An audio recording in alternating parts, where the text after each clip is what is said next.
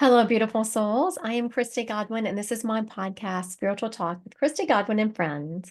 I want to welcome the amazing Auntie Sean to my podcast. Thank you for being here. Oh, thank you so much, Christy. I love it. You are such a little ray of sunlight. So it was an Mm. honor to be asked to come back.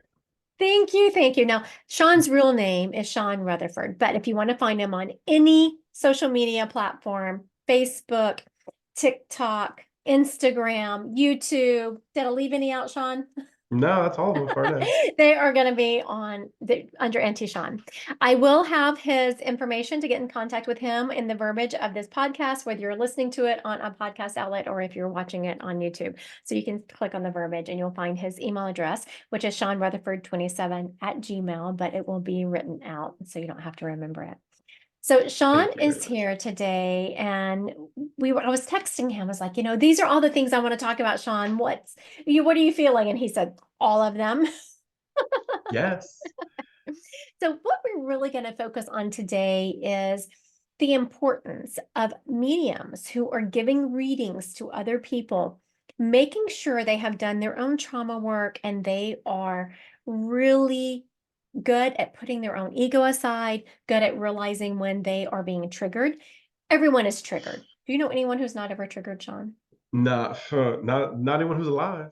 Right, exactly. I love that. It's true. And it's just about learning when you're triggered to be able to set it apart.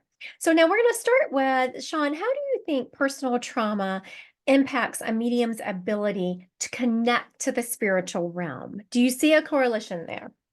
I do. I think it can be a help and a hindrance. So when I go back to when I started doing official training to turn the switch on and off on purpose, I had gone through classes, and then at the end of one of the classes, the graduation was you would sit blindfolded with someone who'd come. They'd put someone behind you, and you were not allowed to hear them talk or have them answer. They would just tap your shoulder, yes or no, once for yes, twice for no. And I hadn't really dealt yet with my mom's passing in mediumship. Like I had experienced her, but I hadn't dealt with a loved one coming through for someone else that reminded me a lot of her. So my teacher put this one behind me, and I immediately get this person coming through, and I'm like, oh, this is a sister, and yada yada, and I'm giving all this stuff, and I'm getting all this information, and I'm finding it just very hard to allow myself to move through it. Like I could feel like a wall between me and this spirit just not melding. And my mentor was very much like, "We're gonna go ahead and stop for a second." And I said, "Yeah, I feel like there's like a difficulty there." And he says the sitter understands an extent of what you're getting, but you're kind of like just off. Like this is her mom, and she describes everything about this woman's mom. And I mean, it was like my mother to a T. And I just Mhm. broke down crying. And he's like, I think you're struggling with her because of your own trauma. And I was like, you're right. I now realize that this was a connection to my mom. This was a connection to my mom that I felt. Fast forward a year later, uh, I'm in a huge gallery because I had now taken like a second class of mediumship, which is doing mediumship demonstration publicly. And I, of course, in my life do nothing small because I am not. And so I offered, I got with the library where I'm from, and they said, yeah, we can do this. Well, the local news station got a hold of it, and they advertised it because it's free because it's at a local library. 100 people showed up. Oh It my was standing. goodness. Oh yeah, it was standing room only. There were people like standing against the wall in the back, and I show up and I'm like, okay. So towards the last reading of the event, I'm taking a sip of water from the table. My back's turned to everyone. And my mother comes through like very clearly. And she goes, Sean, this one's going to be tough. Oh. And I went, what do you mean? I said, they've all been tough. It's 100 people, Deborah. And she says, no, this one's going to be tough. And I immediately knew. So without turning around, I said, who lost a mom who died of lung cancer, who you took care of for 2 years? And I gave my story of taking care of my mom. And I Mhm. turn around, and there's one woman around my age with her hand up. And all of a sudden, I feel my mom just kind of drift away, and this other woman kind of comes up. The voice changes in my head and everything, and she's like, "Yeah, her brother didn't do this, and da da da da. And here's this, all these other evidences." And the woman's just bawling. She's like, "Yes, yes, yes." And I was like, "Okay, everything I've experienced in my life that has caused me trauma is to help somebody else heal, and I Right. can either use it or lose it." That's And beautiful. lose it by emotionally lose it. Like I can Right. either use it or lose it, and I'm going to use it. So I've realized that I choose to face my traumas because I know that it is a lesson not just for me, but for someone else I'm going to help heal or Yeah. help in the healing process.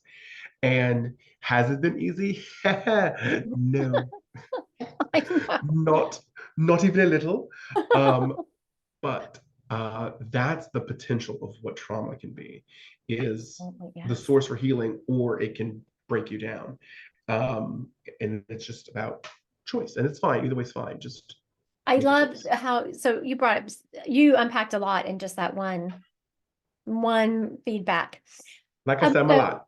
yes, yes, yes. So Sean did, he was talking about he was first of all triggered by this person stepping up with his mom when he was, but then he was taught how to use that for his benefit. And so that's what a good psychic medium does. You Yes. stay in classes, you keep working on yourself, and then you recognize when spirit is using your trauma to send a message to their client. And spirit doesn't use your trauma to be mean or to trigger you. They use it for you to then, I mean, if you're going to go through something, why not use that to heal other people? I do want to say a little bit about this is a negative side of it, not, and it's someone came to me. It was a client who came to me, Mhm. and I was reading her son. Her son had passed in his 20s. He had, and so I didn't know why I was saying this. I kept saying, he keeps telling me it was the right timing, it was okay. So now I had already given evidence, evidential Mhm. media, I'd already given the evidence, proven who he Yep. was. I'd already said, he shows me he's in the hospital and he's having a hard time breathing and he's on a machine. She confirmed that he would put on a ventilator. And then all of a sudden he keeps saying, it's okay, mama, you made the right decision. It was the right time. It was the right time. I was like, I don't know why he's telling me that. And she broke down crying because she had had to make the decision to take him off the ventilator. Yeah. She had been to get see a medium about 6 months before me who had just told her a lot of things that just spirits don't say. Like she had, Mhm. if she had not pulled the plug, he would have been okay. If she had just held out a little bit longer, he would have made it. Right, Sean? Yep. So you have this grieving mother. And if anyone is ever, if you're ever thinking about taking your own life or taking someone else's, listen to the wail of a mother who has lost a child. Oh yeah. And so I couldn't believe that this medium had basically tortured this mother by saying that. Mhm. Now, clearly, this person had been triggered about something. We're all triggered. I had someone, I was in my mentorship program. I had someone who was telling me some decisions that we're making. I was triggered by it, instantly realized it. I took a step back. You take a deep breath, you put it aside so that you can meet that person with love and Yep. compassion. I can't be as nice about you as you are towards that person, because I have to be honest, like I've I've met a fair share of psychic mediums who are really great, not so much as doing the work, but as being able to feel people's feelings and emotions and misunderstanding it for what they think they're getting intuitively. Yes, yes, yes, And it's yes. like, yeah, you're feeling this woman grieve, and you're probably taking it as that she needs to hear that she did the wrong thing, but she's feeling guilty about pulling the plug on her child. So you're feeling that guilt, and instead of processing that with her and moving past it, you're taking it, oh, well, must be what I need to tell her. No. And even then, we have the honor of helping people not be alone in the greatest of their tragedies, It is an honor. because we get to take on what they're feeling with them. And it can be something where it's like, look, we're not alone this moment. I'll never know it to your extent, but you're not alone this moment. We have to feel that with them and then move past it in our consciousness to get into what they need to hear, not what they want to hear. And I've had people whose bubbles I've had to burst because it's like, oh, I know this was right. No, no, this was wrong. You should not have Mhm. done this. Right. But it's not about admonishing. It's about, okay, but now this is what we do to get around it. Or no, this was necessary. And every loved one I've ever had where it's like, no, this had to happen, or it wouldn't have happened this way. Right. And Absolutely. so that's so important is if something is too heavy for you to move past, you shouldn't be doing it because there shouldn't be a burden in your work that is so heavy that you can't move past it if you're going to be encountering it. Because if you're worried that you might be triggered, don't work for the public. Right. And everyone, Because I teach in mediumship classes, and Sean does mentorship. So make sure you look him up if you want some one-on-one mentorship. But in that, one of my classes, I'm always about, yeah, you're in your ego. Yeah, you're in your ego. Nope, you're doing, because the best mediums are not the ones without ego, because that's impossible. It's the ones who recognize when they're in it and put it to the side. And I say that all the time, if someone steps up, just the other day I was on a live and I had someone step up and they wanted their grandmother Sylvia. My mother-in-law is Sylvia. wow. So right then I'm like, Mm-hmm. okay. And it's kind of like exactly what Sean was talking about. Not only then she was bringing, like, so I tried to push my mother-in-law to the side. She kept bringing her closer. I was like, okay, then there's something about my mother-in-law that is the same as the Mm-hmm. Sylvia. And so you have to pick and choose. Okay, what are they Yeah. talking about? Just like Sean was talking about with his mom. Got to have that discernment. I love when I'm mentoring someone because I call it thinking versus feeling. And I'll have a student or a mentoree that I'm working with to get past some of their blockages. Like, I don't know why I can't, feel past this. And I'll have them do a reading. I'll give them pictures of loved ones I have that have passed, and I'll show them, okay, I want you to read into this person, connect to this person. I don't need you to get it right. I just need you to connect. And so they're like, okay. And so I'm like, you're thinking, stop thinking. Why are you thinking? You're trying to know. You don't need to know. You need to feel. And they're like, I didn't realize that. And it's a lot because it's a major difference. If it's a Yes. hunting versus an allowing, and Yes. that's the difference between a good ethical psychic medium is we don't need to know what's going on. We need to be available to help you figure out what's going on. Yes. And if you're hunting for information, it probably means you're reading into that person to fish for triggers, because you don't know how to just be present. And yeah, that's my two So how cents on many this. times, Sean, do you say in a reading, I don't know why or I don't know what this means, but let me just tell you what I'm seeing. Uh, do we have time for me to list how many times I do that? I don't understand anything. I'm over here like I did a live reading and I'm like, why am I tasting bananas and pickles?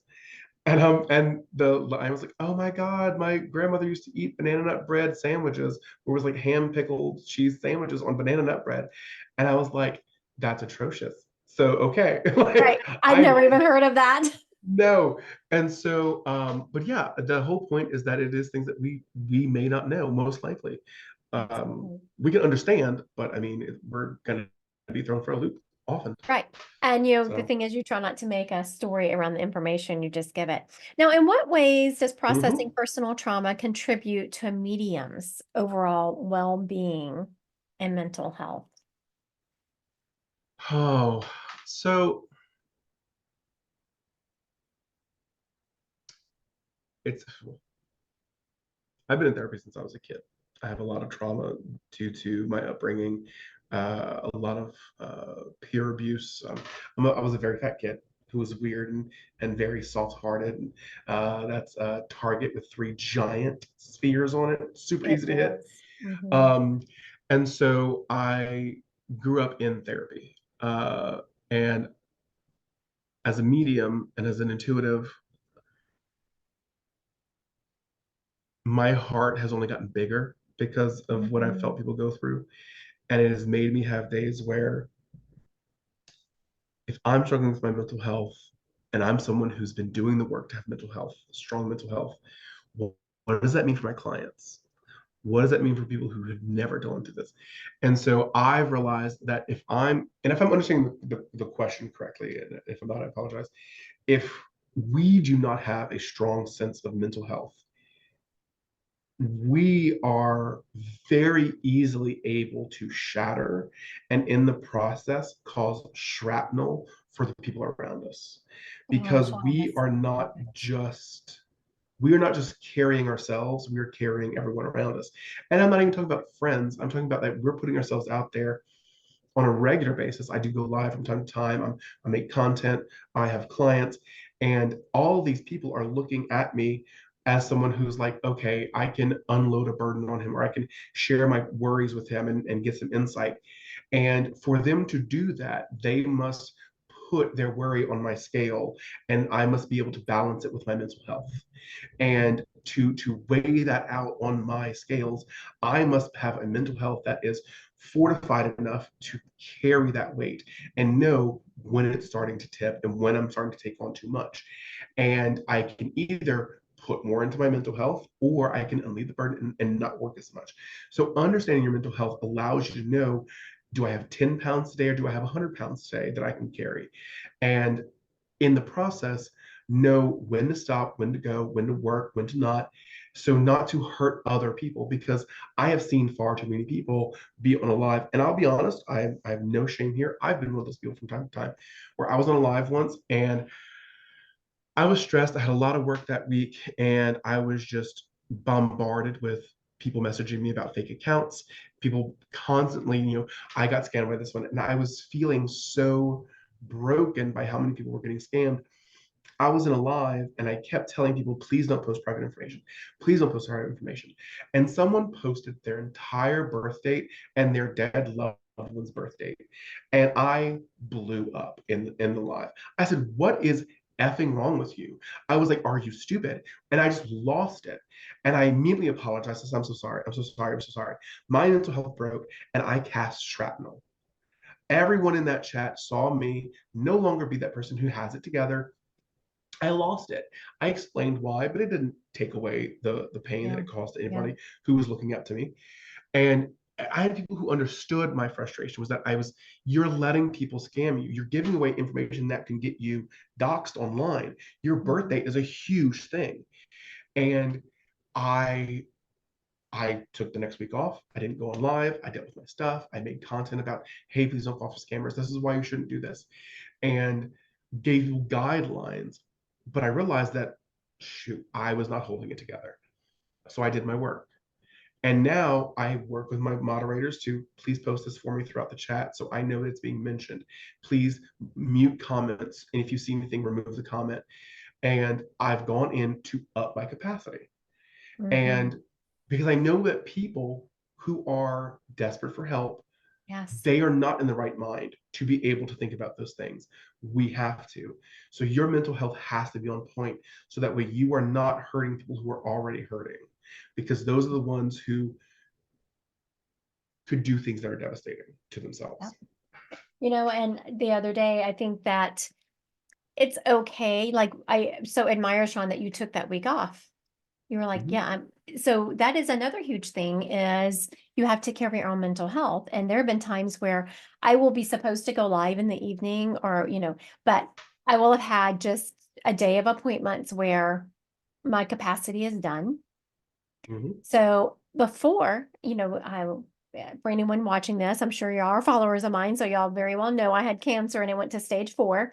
And since then, I really protect my peace and my mental state very religiously. So if I have a day where I've had a lot of Yep. appointments and I don't go live because you're just holding it together. And now it's helpful that my moderator sits across the desk from me and he will see because we've been married for 30 something years. So he'll see my body language change and he'll be whispering. The people in the live don't know this, but he'll be whispering over the computer. It's okay, Christy, let it go.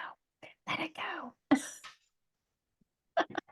I love it. Because he will see my body language change like, also something that Sean mentioned, I want to reiterate so that people are very clear about this. If you go to a psychic medium who is legit, who has ethics, everything you say in that meeting is 1,000% confidential. It will not Yeah. be repeated. And y'all might hear us talking about examples, but the examples I give are the same examples I've given probably for 15 years because I've had clients that hey, this is a very odd situation. May I use this without your name, without any specifics? Can I use this as allegory or as tales to explain how things have happened? Yes. And so thank you for mentioning that, Christy. Yes. So Lillian, I've done the same. The lady who mentioned her son, she's actually been on my podcast talking about dealing with grief in her children and how that happened. So yeah, Sean's right. I don't use any examples without having gotten, even though we're not using names, Oh yeah. but you get permission before you even, because if someone's listening to this, they're Mhm. going and they hear their story being told, and they're like, oh my goodness, they're talking about me. Do people know? No, we I have would never permission. do that. I've had so many like odd things happen to reading that I think would stump people or use as lessons. And I'm like, hey, look, this is a crazy situation. Can I please use this? And I've had Yes, people be like, no. And I'm like, you will never hear me talk about this ever again, because that's respecting their privacy, absolutely. absolutely. But most clients are like, yeah, by all means, this is cool. Same. But that's called ethics, ETHICS. Same. I will ask the people's permission to use it. So if you ever see one of my examples on TikTok, it's because I have gotten permission. And half the time the people will go on there. It's like, that was my reading. Right? Yep. Just tell on yourself. Just tell about yourself. I love it. Exactly, exactly. Now, I know you mentioned you go to therapy. What are some Mhm. other things that help you process trauma? Like as a medium, what are some things that help you? So rest. So you could call me the napping medium because boy, if I've had a hard reading, I will go take a nap in a heartbeat. I'm also very ADHD, so nap helps. I so I'll be 37 in March, and I am a big gamer because I grew up when video games were really just getting Yeah, started. yeah. So I love video games. So me and my friends and my family, we all play like Dungeons and Dragons. We play Baldur's Gate. We play different games online or in person, and I like anything that involves me having to be strategic. And everyone's like, Sean, how's that restless? Because you know all day, every day, solving problems, helping other people solve problems. Sometimes I feel stuck. I'm human. I might be a psychic medium, but I'm human. And sometimes it's, I'm not getting any more information on the situation for you. And I feel frustrated because it's like I should be able to go, I need to know this and to get an answer. And it doesn't work that way. So I will play games that require me to think, that require me to open my mind. And Baldur's Gate is, if anyone's never heard of it, it's an online game where you party with adventurers where you have to solve problems and beat bad guys.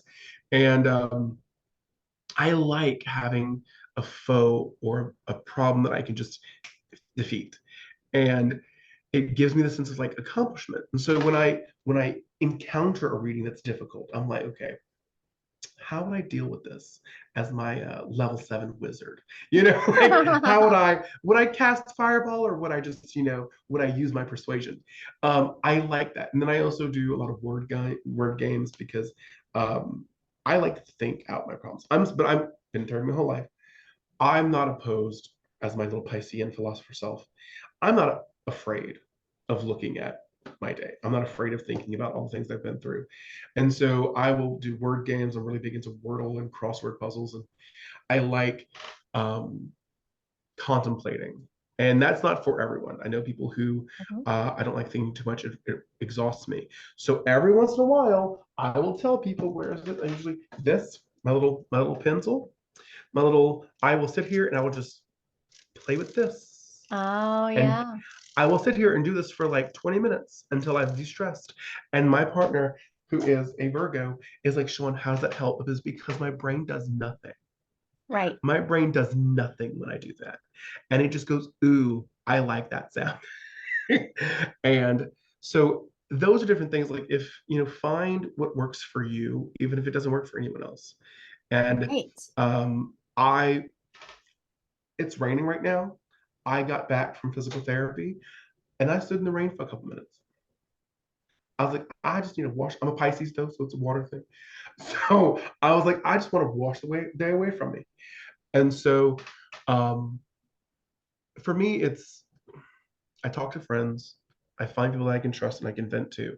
I have a very specific short list of people on my favorites list on my phone that I know I can just call if I have an issue. And I just I remember a very simple 3-word phrase: I am human, I and love then I that. go from there. Yeah, no, I love that. And I like what Sean said, find something that works for you. So anyone listening to this, if you find yourself kind of stuck, or, yes, there are certain things that, in my mentorship program where I'm life coaching people, I give them tools, but you find the Hmm. tools that works for you. I meditate, I journal, I walk outside. Again, with Sean, I don't know, Sean, my favorites list is probably shorter than yours. I I have a have like four four people. I'd say that's pretty good. And for anyone listening, I know that we are in a time in our culture where people are saying, I don't have any friends, I only have one or two friends. If you have one or two really good friends, you're blessed to find someone that you can really trust and that gets who you are at a soul level. You're blessed to have that many. So make sure you're, leaning on them and let them lean on you when it's time. But, I'd rather have a single-dollar bill than 100 pennies. absolutely. Yes, yes, yes. So yes, I will meditate also. Meditation, I'm big on meditation. But know some mediums who aren't because they say they just live in that meditative state. And so, but it's important for me Mhm. personally to do my meditation. I think meditation is suffering from really severe ADHD that I've always had to be put down. Part of therapy has been to always help me manage that.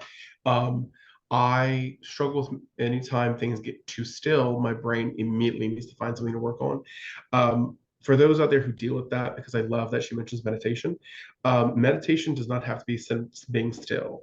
Right. I Right. love meditation when I'm washing the dishes because Yes. as I'm actively washing the dishes, I will focus on the running of the water and I will focus on the feeling of the water of my hands and I will find that temperature that works for me. Always hot because you should always wash your dishes in hot water. But but I will find in that meditative state or I'll put on I'm obsessed with Mahalia Jackson and I'll listen to this one song that she sings that I love. And I will find things where I do have to be active to do it. Yes. So don't be afraid to find meditation that works for you because it's not Absolutely. about always silencing the mind. Some people can, that works for some people. And sometimes it's about keeping the mind so active you stay away from a certain area in your brain, Yes. Yes. the Yes. area of stress. So yeah, And you're right. A lot of my meditations I do on my treadmill, walking meditations. love that. And even now, I still do not sit in silence. So I'm so glad you mentioned that, Sean, because I still now cannot sit in silence. Always have a megahertz going or Mhm. something. Also, how Sean talked about how doing dishes. I do want to mention to everyone on here that we naturally meditate throughout the day without thinking about it. Oh yeah. Doing dishes, taking a shower. For me, I always joke it's putting my makeup on because I've done it every day for over 30 years. So anything you do that is just memory, muscle memory, helps you drop into trance and is meditative. Yes, sir. Y'all all want to talk about something that y'all, I guarantee all of y'all do. That is meditation and trance, doom scrolling. Oh my goodness. Yes. When you people are like, oh, you need to stop doom scrolling. I'm like, I get where people go. Yes, I would be aware of doom scrolling, but if you're just scrolling through TikTok and you're not really paying attention to what you're seeing, and then all of a sudden you've gone by 10 videos and you don't remember any of that because you went into a trance. Right. It is true. It is And true. they're like, are you serious? I'm like, yeah, because it's become very muscle memory. You're not paying attention to anything. You're just flicking with Right. your thumb. You're watching it. And it may be like, I was on YouTube and I was watching shorts and I was watching like these little funny videos and I was just watching them and I was moving on. And all of a sudden I was like, whoa. And I caught myself being pulled into that like trance-like state. And so just know that if that's what works for you, I would get used to that feeling and Hmm. use that as the moment to learn that what that feeling feels like and Yes. then try to find where you do that elsewhere and then try to get off of social media when you do it, like try not to doom scroll as you're trancing, Right. Right. but Right. if Right. that's Right. what teaches you what the feeling feels like, that's fine. but then translate it elsewhere, because now you know what you're looking for. Absolutely. Now, how does an awareness of personal trauma, and you kind of touched on this earlier, enhance Mhm. a medium's empathy and understanding? We have to remember that one,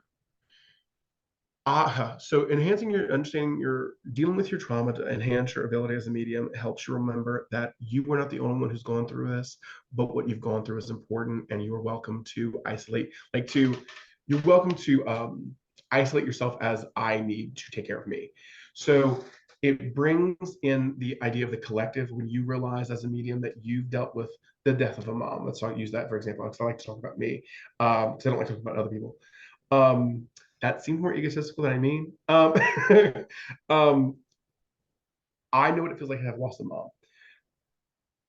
When I work with a client whose mother has passed, I can understand to a degree what they're going through. So I know the feeling of, this is the woman who birthed me. This is the person who raised me. This is the person who, was there as a child, who breastfed me or didn't breastfeed me. I understand that connection. This is intrinsic bond of a mother. And then when I go into that, I do feel like, okay, I'm not alone. But in the process of helping them deal with their trauma and deal with their grief, I get to remember, let me remind them that they can make this moment about them. It is about their loss. So I get to remember that I get to take care of me. So that enhances your ability to be humane, to be a human being and accept that we are all in this together, but we are all individuals in the process. Mhm. Once you make that connection with this person and you have this understanding with the spirit that I understand what it means to be your daughter, say the loved one. So, because I'm mostly read for a lot of women. I think it's a gay thing. So I get a lot of women who come to me who've lost, moms and whomever. And when I make connection with the spirit of a mom, I don't come to that spirit as a medium. I come to that spirit as a child. Mhm. Hey, I'm here to communicate on behalf of your daughter, to hear from you, to relay messages to your child. But I know what it feels like to have lost a mom, and I really want to help her feel how I feel when I've connected to my mom. And so, how can we make this message as intense and full and healing and bright as possible? Because I understand, so I will get out of the way as much as I can, because Mhm. they deserve to feel as much light and healing as I felt. And I want to be as out of the way and non-hindering to that process as possible. That compassion, that ability to let go of whatever matters to you in the moment and make it all about the client is so much better when you take your trauma into consideration. Because what would you have wanted if you were the one in their shoes? I also love that you use the word compassion because that's the word that was going through my head the entire time. Compassion is so healing. Also, I Mm-hmm. want to go back to what Sean was talking about. He goes to that spirit and he asks the spirit, how can I help your daughter? Mm-hmm. He's not trying to control the reading. He's not trying to get from the spirit what he thinks his client wants to hear. He has moved himself out of the way so he can be an authentic conduit for spirit. I think it That's also comes in handy, like hearing them talk to me, because they will come in so loud sometimes, and I'm like, I am not even going to try. What do you got to say? Um, but it's so important because I'm sorry, I didn't mean to cut you off. I apologize. no, no, you're all good. Um, I see mediums as, and I always relate to people who are deaf and use sign language interpreters. I see us as interpreters for the dead, Mhm. who it to me rings similar. And I apologize for this offensive to anyone who is deaf. This is not my intention, so please correct me if anyone wants to correct me on this. In my opinion, it is the person who has passed who is needing someone who speaks sign language, basically, to translate for the living who can hear. And so I have the loved one who hires me to work as the interpreter for their deceased loved one, because they need me to interpret images to give messages. I do hear them talk to me, which is whatever, so my imagery. And then I give that voice. And so when we do this, I have, because I grew up around people, I remember seeing interpreters, and I worked with a class of, um, it was a special ed class where it was for people who had any kind of disability or any kind of otherness that needed assistance. So I did work with a lot of interpreters, a lot of things like that. And I remember listening to them about how no matter what one student said, they had to interpret to whomever. So they were interpreting curse words, they were interpreting derogatory words. They would express their displeasure in saying things like that, but they would just interpret. And there, I was like, so you don't, they're like, I'm not part of the conversation. I am just here. And so I was like, oh, I don't have the right to put words in my Right. spirit's mouth. I don't have the right to change the message. So that was a huge part of where that compassion of I need to get out of the way and just interpret. Mhm. I consider myself an interpreter of the dead, not just a medium. And so it's that same quality of compassion where I may not like what I'm having to say, but I'm having to say it. I've had messages be like, you need to XYZ and put them in their place because it was a parent putting their child in their place. And I was like, I'm not old enough to be doing this. And Right. so I'm like, I've had people 3 times my age, like be in their 60s, 70s, 3 times, I'm sorry, that's when I was 20. Whew. I've had people much older than me who I saw as elders or parents, me having to admonish them on behalf of their parent, being like, you should know better than this, and yada yada. All very loving, but still like, get your stuff together. And that's hard when you're a medium Yes. to have to parent your client on behalf of their loved one, their parent. And but we're the interpreter. So that compassion for the dead to have to interpret for them, we are just the interpreter. Mhm. And I still take into account of I tell my client every time, if this is offensive, I apologize. I'm just relaying the message. Yep. There's nothing I can do about this. I'm so sorry if this hurts. I'm so sorry. I always have that compassion first because I want to walk them into that this may be intense. Right. Um, but that's where that compassion, not just for the sitter, but for the dead, because they're the one who's been going around for maybe 10 years, not being able to really get a good message to their loved one. Oh my Well, goodness. I love that my whenever you have fault. a spirit that you can tell whenever they have been doing that because they step up and it's what I call machine gunning. Like they will give me information so fast. I'm like, okay, da da da da da da da da, because it's so, they have so much to say, you're pulling it through. Also what Sean was just Wonderful. talking, I always call it the language of spirit. Like learning Mhm, spirit language is like learning a different language. mhm. And it's all about just like Sean said, being that conduit. We don't think it. And so a lot of times people will tell me, I don't know if you remember. If it happened in the reading, I do not. Because you don't think it. Not You of just it. kind of, you're Mm-mm. a conduit and you just bring it through. So I do not remember my readings. I don't remember your spirits unless, I've read you many times or if unless it was a really weird situation. So I used to read at a fair, and I read for the same woman for 6 months. And every single time she'd have to reintroduce herself to me because I had no idea who she was. And she found it insane because when I would get to a fair, I sit for 10 minutes and get myself into what I call my spiritual filing cabinet. And I open up for work. Once I'm in that spiritual side of my brain, that's where I'm at.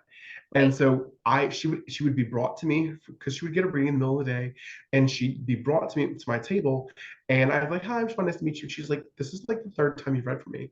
I was like, "Oh, I'm really sorry. I'm a Mr. Spiritual Filing Cabinet." Blah blah blah, and explain it. 5 minutes into her reading, I remembered her husband, her kids, this, that, everything, because I was in my spiritual filing cabinet. Yes. And then the next meeting, I have no idea who she was. I said, "Look, do me a favor. Introduce yourself to me on another day, like message me.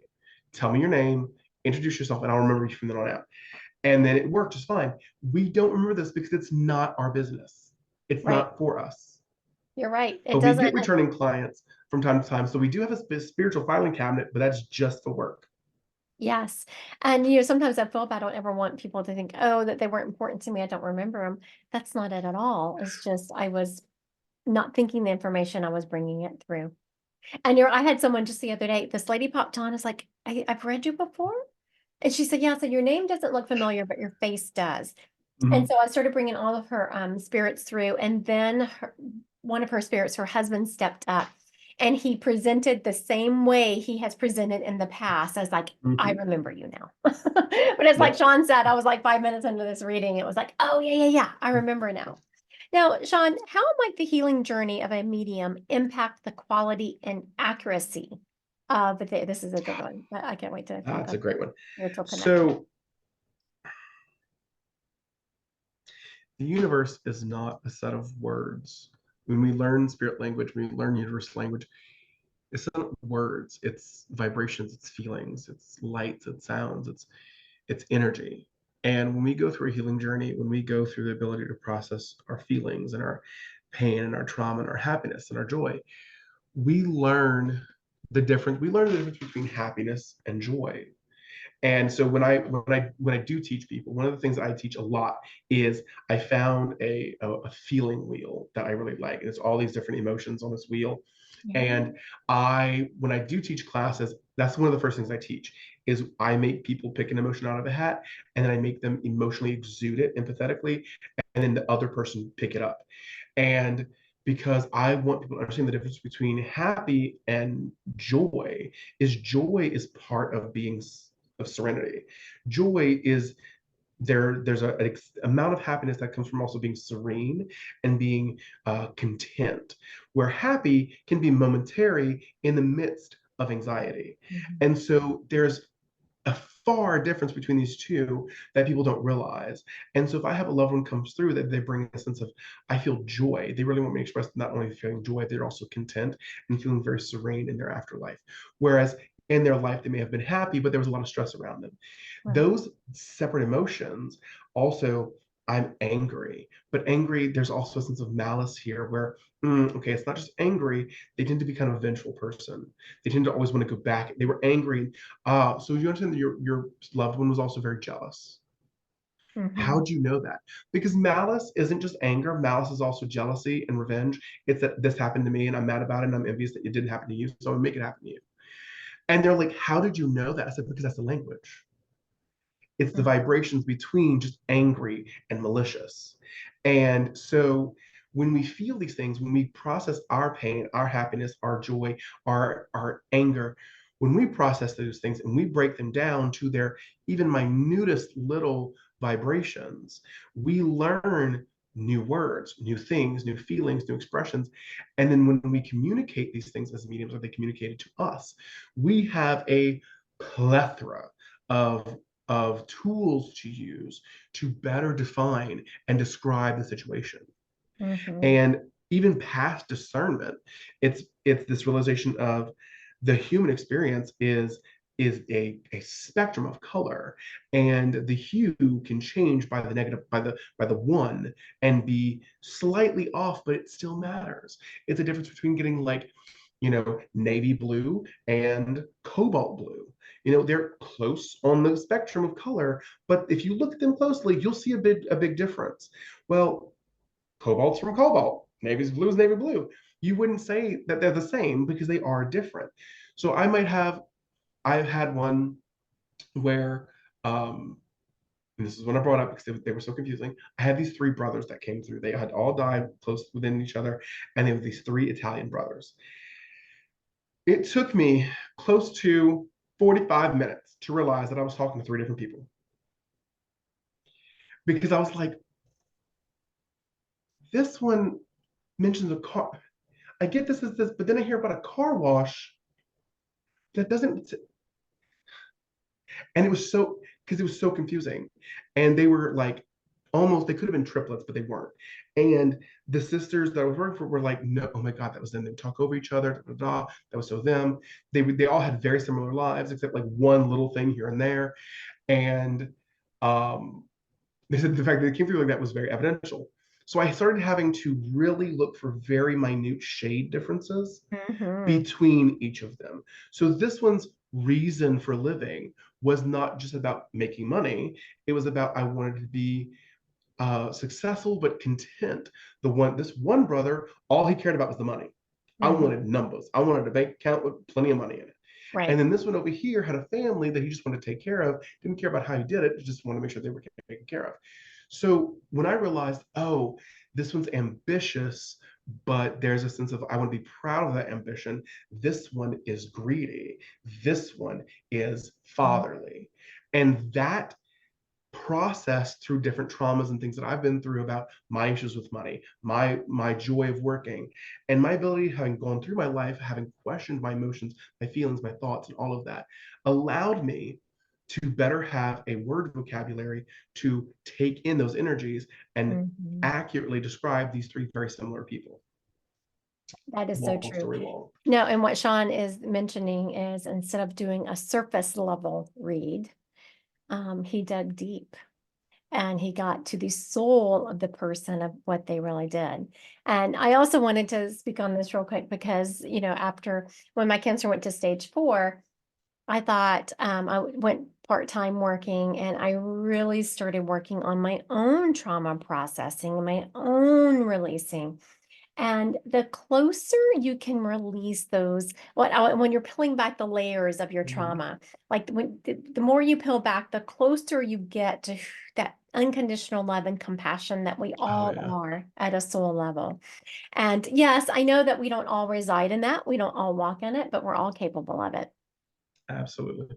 And when you can get really close to that compassion, that love, unconditional love that we're at a soul level, you can easily ride that energetic wave across to the quantum field where Mhm. heaven and all the other realms reside.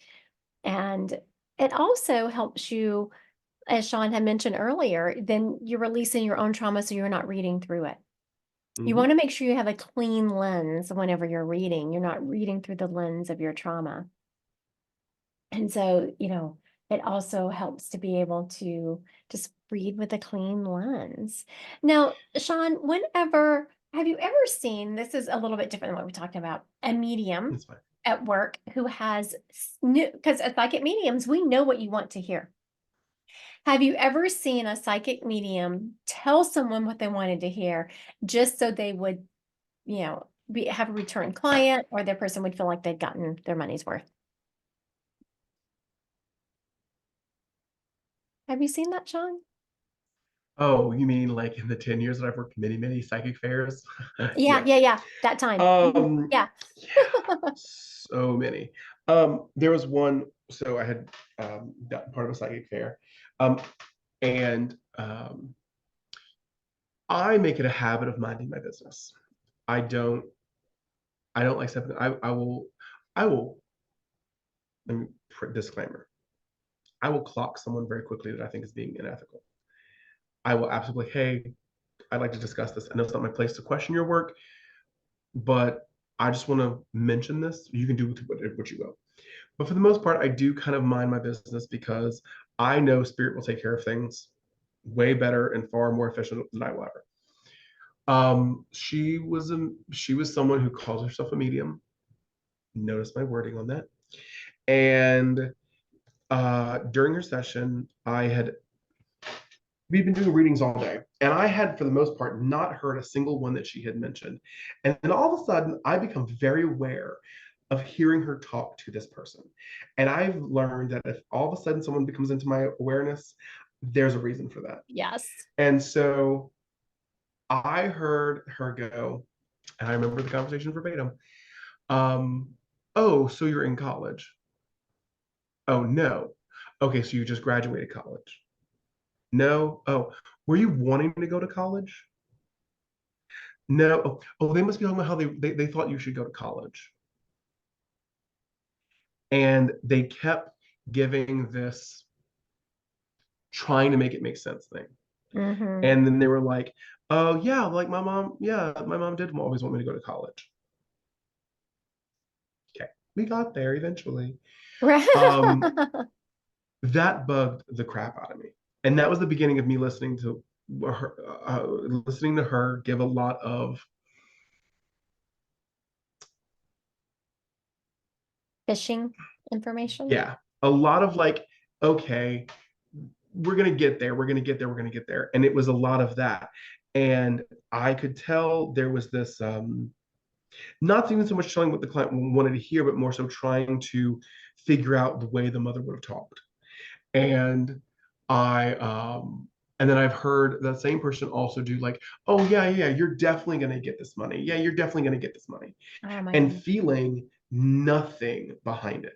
And for anyone who doesn't do this work, which is understandable, if you've never been someone who actively reads, and especially teachers like us and things like that, there's something that you can feel when there's a weight of information coming in. Mhm. And even without like trying to, like when you're working around someone who's reading, you can kind of feel like that they're in a different energetic space than you are. Like I might be off and not doing a reading, and then they're doing a reading, and then there's an energetic space that's going on where you can feel information coming to that person. There was nothing. It was an empty booth in my energetic space. And I became very aware. I don't trust them.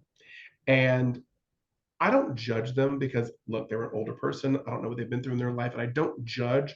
I didn't care for it though, and that's fine in my opinion. People cannot care for me. That's fine. I have thick skin, obviously, and so, um, but it has been something that I've seen a number of times. Um, and then there's other unethical practices beyond that where since we're talking about trauma, I mean, the biggest unethical practice I've seen in working psychic fairs is that a lot of the psychic mediums don't want to talk about themselves publicly, and therefore are more than willing to steal the clients of other people. And that was something that was big because I don't want to share what I do publicly. I'm nervous and scared and traumatized, and that's fine. I don't judge you, but we're all actively bringing people to this fair so we can all be prosperous. I've had people, because I book out when I do a psychic fair, I book my clients ahead of schedule, and I schedule them through the day so they don't have to be standing around waiting. Right. Because I care about my clients not having to wait. They can come and hang out, and that's fine, but I want my clients to know when they're scheduled. Mhm. And so I always book out before the event even takes place. And so I get there and I run through my schedule. So people will come to my table, and I have a waiting list in case someone doesn't show up that they can sign, and I can text them if they'd like to jump in on the list. Well, clients who were like standing by the table waiting, I've had other psychics go, well, why don't you come see me? And don't get a ring from him. He's busy. I'll do it. And I'm like, why don't you advertise? And they're like, well, I didn't feel like telling everybody that I'm a psychic medium. It makes me uncomfortable. And I'm like, that's trauma. That's trauma. And so in your inability to vocalize what you do and talk about what you do and be honest about what you do, Mhm. you're willing to tell people not to get readings from me because I'm busy and take them for yourself. Why? Like, I mean, I don't judge you. I just don't understand why that's so underhanded. Right. Like that trauma of not being honest makes you dishonest, even Right. in other places. And so I've seen people badmouth other psychic mediums just because, like publicly, just because they didn't like that they were more readily welcomed. And it's like I have talked bad about unethical people. I've the people during some of the major court cases that were going on who were talking about and doing readings publicly on TikTok. Yeah, hey, that's not ethical. I'm not saying that that person's a bad person. I'm saying that this is not ethical. I'm Right. talking about behavior. That this is kind of a red flag. But I've seen mediums who are just stuck in their fear who want to ruin everybody else. And I'm like, that's what?